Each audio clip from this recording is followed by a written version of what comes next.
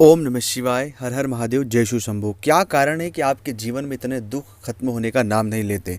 एक दुख जाता है, दूसरा दुख आ जाता है। जीवन में जब से हम जन्म लिए हैं तब से दुखों ने हमारा पीछा नहीं छोड़ा है।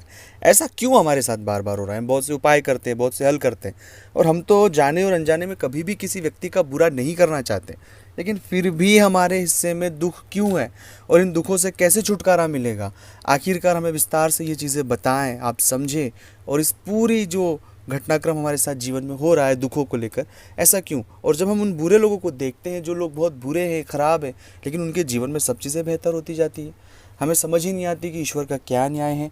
और हम बहुत हताश और निराश हो जाते हैं। हमारे मन में कई सारे प्रश्न शुरू हो जाते हैं कि हमारे जीवन में इतना दुख, इतना पीड़ा क्यों है? हम तो हमेशा चीज़ों को लेकर बेहतर करना चाहते हैं। इस पूरे प्रश्न का जवाब मिलेगा, और अगर ऐसी परिस्थिति से आप जूझ रहे हैं तो ज़रूर इस वीडियो को पूरा और अंत तक देखकर इन दुखों से आपको छुटकारा मिलेगा, एक सही रास्ता मिलेगा, एक सही मार्गदर्शन मिलेगा, जिससे आपके जीवन में कई सारे सकारात्मक बदलाव आपको देखने को मिलेगा।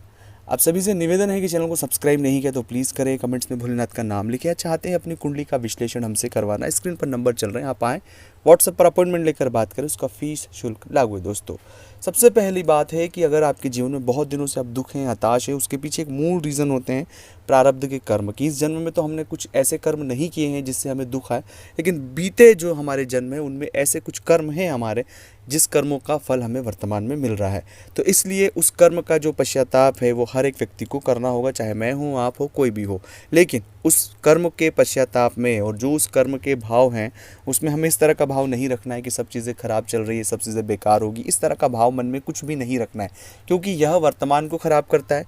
यह आने वाले समय में इस जन्म में जो किए जाने वाले हमारे अच्छे कर्म हैं, हम उन कर्मों को ख़राब कर रहे हैं। इसलिए उन सभी हालातों को एक सकारात्मकता में लेते हुए, उन हालातों से जूझते हुए हमें धीरे धीरे आगे बढ़ना है। हमारे मन में कोई भी नकारात्मकता नहीं रखना है, हमें नेगेटिव नहीं होना है, तनाव में नहीं जाना है। हमें उन हालातों को फेस करना है। जब तक हम फेस नहीं करेंगे तब तक चीज़ें कुछ भी ठीक नहीं होगी।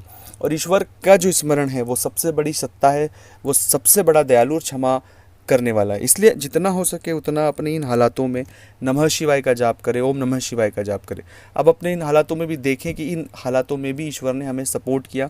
हम जिन हालातों में अभी वर्तमान हैं, जो चीज़ें बेहतर हो रही है, वो भगवान की कृपा से हमारे जीवन में हो रही है। इसलिए जितना ज़्यादा हो सके शिव मंत्र का जाप करें, नमः शिवाय का जाप करें, अपने इष्ट मंत्र का जाप करें। अब जितना जाप करेंगे उतने आपके हालातों में एक सकारात्मक बदलाव देखने को मिलेगा। लेकिन कहीं भी नकारात्मक नहीं होना है, कहीं भी आपको बहुत ज़्यादा डिप्रेशन, तनाव या इस तरह की नेगेटिविटी में नहीं जूझना है। जो हालात है उन्हें फेस करना है, खुद को शांत रखना है। जो हमारा कर्म आप कर रहे हैं उन्हें पूरे डेडिकेशन के साथ उस कर्म को करते जाएं। धीरे धीरे धीरे जैसे ही वक्त बीतेगा और आप इन हालातों से बाहर हमेशा के लिए आ जाएंगे। लेकिन वर्तमान अगर आप अपनी परिस्थितियों में आप विचलित होंगे, आप अपने मन को भ्रमित करेंगे, आप बहुत परेशान होंगे, हताश होंगे, निराश होंगे, तो एक गलत डिसीजन आपके जीवन को पूरा बदल सकता है। तो इसलिए मेरा निवेदन है कि ऐसे हालातों में नमः शिवाय का जाप करें, खुद को धैर्य रखें, अपने हालातों को बहुत डीप ऑब्जर्वेशन करें कि कहाँ सही है, क्या गलत है। जितना हो सके कम बोले, कम बोलने की कोशिश करें, चीज़ों को समझने की कोशिश करें। अपने बुरे हालात हर एक व्यक्ति के सामने व्यक्त नहीं करें। जो भी चीज़ों के लिए एक जो नया रास्ता है उस रास्ते की तरफ आप जाएँ। इस तरह की जब कोशिश आप सकारात्मक करेंगे, ईश्वर आपका साथ देगा, और धीरे धीरे धीरे जो भी दुख आपके जीवन में चल रहा है आप उससे बहुत कम समय में बाहर निकल आएंगे।